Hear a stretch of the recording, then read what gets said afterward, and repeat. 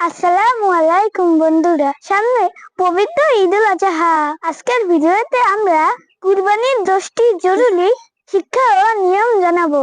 নিয়মগুলো হলো: 1. কুরবানি মানে শুধু পশু জবাই নয়, এবং নিজের ভিতর অহংকার আর পশুত্বকে বিসর্জন দেওয়া। আল্লাহ তাআলা আমাদের মনে তাকওয়া দেখেন, পশু রক্ত বা গোশত নয়।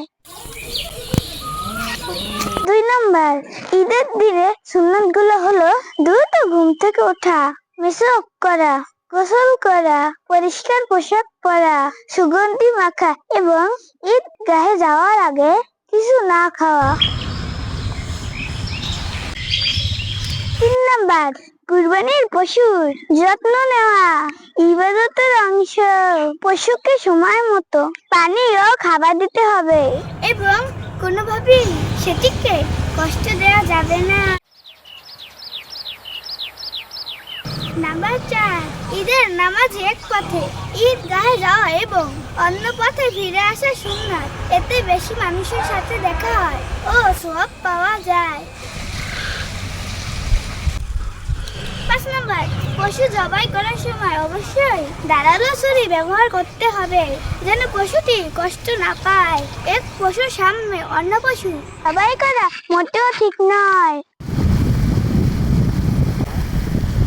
6 নাম্বার, কুরবানির গোশত 3 ভাগে ভাগ করা উত্তম। 1 ভাগ নিজের, 1 ভাগ আত্মীয়দের এবং 1 ভাগ গরিব দুঃখীদের জন্য। 7 নাম্বার, কুরবানির পর রক্ত ও বর্জ্য দ্রুত পরিষ্কার করা আমাদের নাগরিক দায়িত্ব। যথাযথা ময়লা ফেলে পরিবেশ নষ্ট করলে মানুষের অনেক কষ্ট হয়। নাম্বার 8, ঈদের আসল আনন্দ হলো সবার সাথে মিলেমিশে থাকা। যারা কুরবানি দিতে পারেনি তাদের বাড়িতে গোশত পৌঁছে দেওয়া আমাদের কর্তব্য।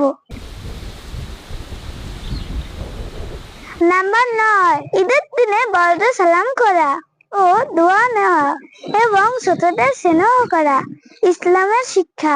আজকের দিনে সব ভেদাভেদ ভুলে যাওয়া উচিত। নাম্বার 10, ঈদের আনন্দ যেন আমাদের ভুলিয়ে না দেয়। ঈদের দিন এবং পরবর্তী দিন দ্রুত ও 5 ওয়াক্ত নামাজ সময় মতো পড়া অনেক জরুরি। এই নিয়মগুলো মেনে চললে আমাদের কুরবানি আরো সুন্দর হবে। এই ভিডিওটি যদি আপনাদের ভালো লেগে থাকে, লাইক, কমেন্ট, শেয়ার, চ্যানেলটি সাবস্ক্রাইব করে যাবেন।